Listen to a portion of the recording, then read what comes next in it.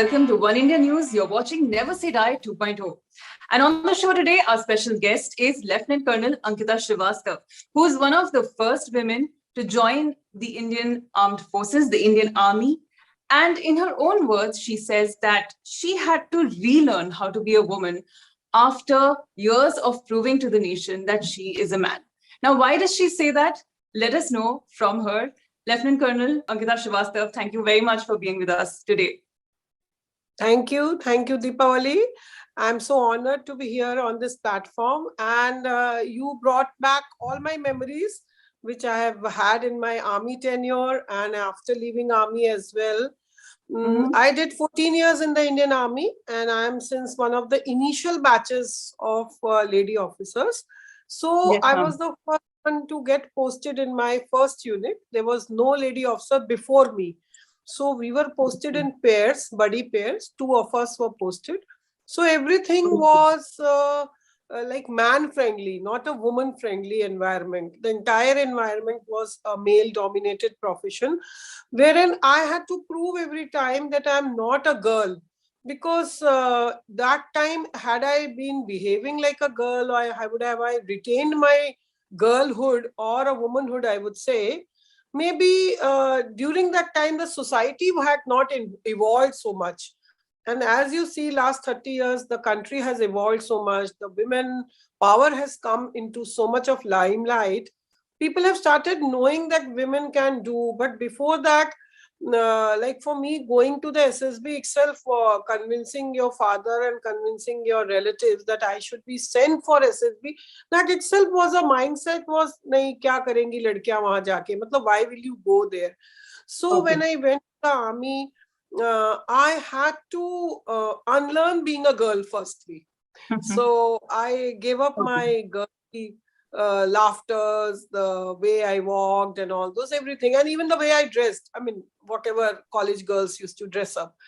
So I controlled myself, and I completely put myself in a format which was very masculine.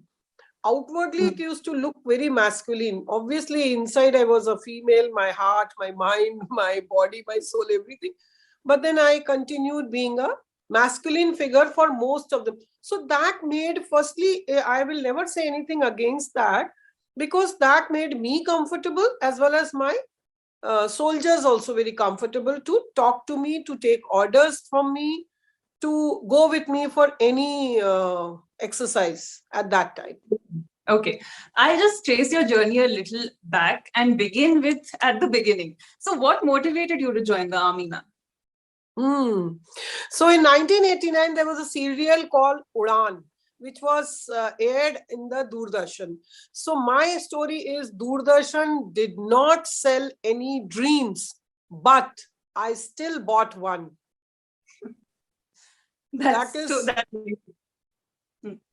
So there was a Kalyani Singh girl called Kalyani Singh, who was, I think Kavita Chaudhary had essayed that role. Every day I used to watch her after seeking permission from my father that I can watch this serial. And I used to ensure that I watched that serial. And as I watched that serial, I realized that I am Kalyani Singh. I should be the Kalyani Singh. I should be wearing uniform. I should be wearing this pea cap. I should be wearing the belt the way she used to wear. It attracted me. Nothing else attracted me at that time. I thought, I'm coming from Allahabad, where eve teasing used to be quite rampant. And those days, parents used to be so scared of sending the girls out alone. You can't come back home and tell कि पापा आज फलाने ने छेड़ दिया है, ढिकने ने छेड़ा या कुछ किया या उसने कुछ बोला. So I had decided, and I was very determined, that I will command these kind of people. I will ensure that they don't do this thing to me and to many other women as well. Gee. So if you can talk about your, how did you even get to go and give your SSB exam? Were your parents supportive of that? How did you convince them? No, nobody was supportive because उसके पहले कभी लड़की ही नहीं देखी किसी ने हमारे इलाहाबाद में कि कोई एसएसबी क्या है. There was no relative, there was nobody, there was no Google, there was nothing. Nobody knew that girls also go to an army. It was just started, and my father did not want me to go. But then I am very clever, or I should say intelligent. So I somehow tried to he had fixed my marriage with a doctor actually. So I requested that doctor, I told that the doctor that if you love me, you please convince my dad that he should send me to the SSB. So that is how I bat my eyelids and I said, please do that. So he did that. He even I think bought the books also, and I would run on an imaginary track on my terrace early morning at 4 o'clock. Because my dad refused to take me to any coaching center or any training or for any runs and all that. So that is how I managed to convince. And finally, my father took me in the train to SSB center. I was not allowed to go alone. Okay, but you had finally managed to get his permission. So if you could talk about the challenges after that, was how difficult was the SSB exam? How did you get through it? I believe you're not from a defense background. So what was that journey like? Yeah, it was very challenging because see, what army looks for, three things, majorly three things: the determination to do, the adaptability, whichever situation you are adapted totally, and the ability to help others as well to cross a particular obstacle. They don't want a person that मैं बाहर की दुनिया को ऐसा नहीं बोलूंगी, but ज्यादातर आप देखिए सभी को ये है कि मेरा मैं बहुत स्ट्रांग है, मैंने ये किया, मैं ऐसा दिखूं, मैं बेस्ट दिखूं. कहाँ एक आर्मी का क्या एक तरीका है कि आप सबको लेके चलते हैं, आप सबको लेके सबको चमकाना है. You have to make everybody shine, not only you. So these are the things which I already had in me. I was already blessed with all these things. So adaptability was there. The strength of mind, it was not the strength of my feet, it is the strength of mind which I displayed over there. So that is how I could impress the GTOs and the instructors over there, the people who were judging us. Okay. So ma'am, moving on to your training days, can you share some interesting moments with us? Yeah, lots of it. Firstly, my father had gone to OTA Chennai to drop me, and he said he'll come back 3 days later to just check on if I'm all right and all that. And if you're not all right, then I'll take you back. So I was okay, fine, you go. And the third day when he came back, I was told by one of my senior, who's Ankita Srivastava. So I said, me, did you call your father? I said, no, sir, I did not. So he said, start rolling. So from the point where he had asked me, I started rolling like a drum. Yeah, on the road, the road that led to the guest room where my father was waiting to meet me. And by this time, in 3 days, all my hair had been chopped and it was like this much. I was totally I had already become, I mean, I look like an owl, I must say. I don't know what I look like. So when I reached to my father, so my father said, मैं यहाँ पर अपनी बेटी से मिलने आया हूँ, आप बुला दोगे? He's telling me only. I said, Papa, मैं ही हूँ ये. So he was क्या बन गई हूँ, and पूरा मिट्टी लगा हुआ and scratches लगे हुए and बाल कटे हुए, and it was a new roop for him actually.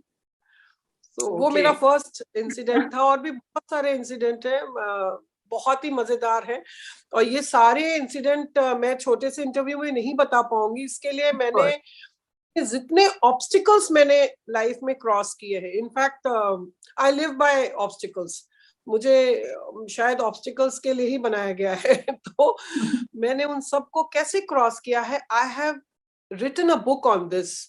The book's name is No Woman's Land, which I am seeking a good publisher right now, so that the young generation come to know कि nothing is impossible. Ji ma'am. So coming to your service days, there are obviously many challenges there, but being one of the pioneers, one of the first women to join the army, aapne kaha, there were many small changes that nobody had thought of when they included women in the forces. So what were they and what kind of challenges did you face? Yeah, see, वहां पर एक accident हो गया था, fatal accident. There was a fatal accident. One of the soldier had died, and my immediate junior, who was supposed to report to me, he did not come to me in the night. It was, I think, middle of the night this incident happened, and as per the SOP, immediately the boss is informed, but he did not inform. Instead, he informed my commandant, my Adam officer, and the other male officers, and everybody rushed to the spot. But he didn't come to me. And morning mein, when I was hauled up by my boss, how come you did not know? So when I asked this guy, why did you not come and inform me? So he said, आप क्या करती हैं? आप तो महिला हो, आप तो लड़की हो, आप क्या करती? आपको बता के क्या होता?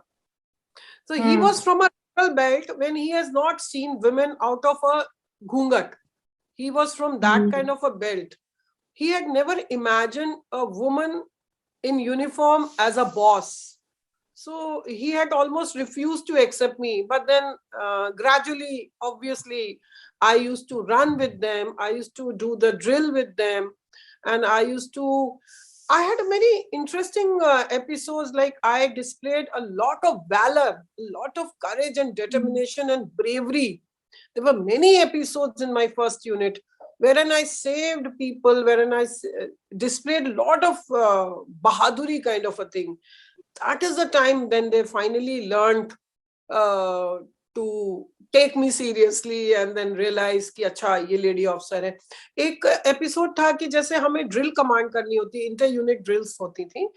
तो when I was first day commanding that drill, मेरे जितने भी सिपाही थे, the first one standing behind me could not listen to he couldn't hear my command.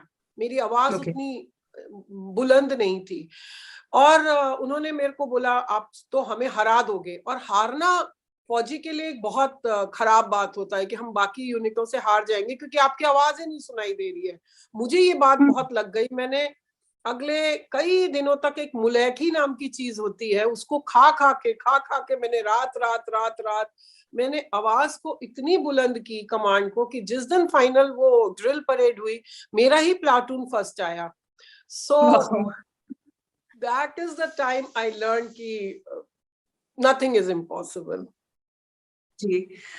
Besides that, ma'am, there were also some other, infrastructure issue or logistics issues that you had to overcome. What were they? People were not aware. Similarly, जैसे कुछ अलग से हमारे lady officers के लिए कुछ करना है. It was not that nobody was wanting. The nation was evolving. We were part of that evolution. So अगर हम नहीं बोलते तो उन्हें कहीं शायद समझ में भी नहीं आता. जैसे टॉयलेट्स बनाने हैं, सेपरेट टॉयलेट्स क्रिएट करने हैं. हम एक्सरसाइज लोकेशन में जा रहे हैं तो एक्सरसाइज लोकेशन में there has to be people has to understand कि किस तरीके का कैंप स्ट्रक्चर लगाना है. मतलब बेसिक नेसेसिटीज तो चाहिए हर किसी को, तो एक सेपरेट होगा उसके लिए एक अलग. सिमिलरली यूनिफॉर्म जब हमने पहनी तो that I have a very interesting episode. Uniform का जो पैटर्न होता है वो मैंने बताया था कि the position of the buttons it's a fix pattern.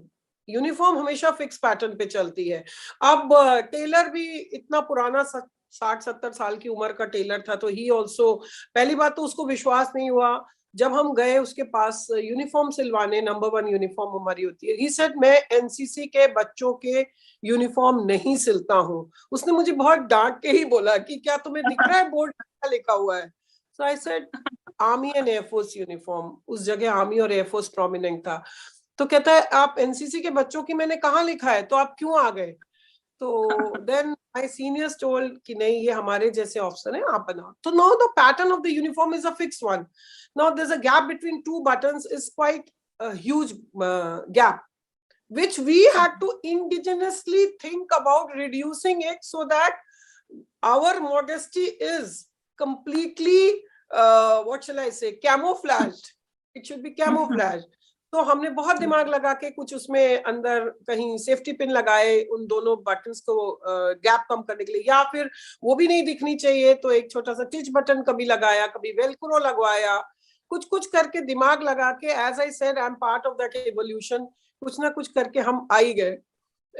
We could manage. Okay. Another book you've written is From Olive Green to Beauty Queen. So if you can talk about that journey, how did it happen? How was that transformation?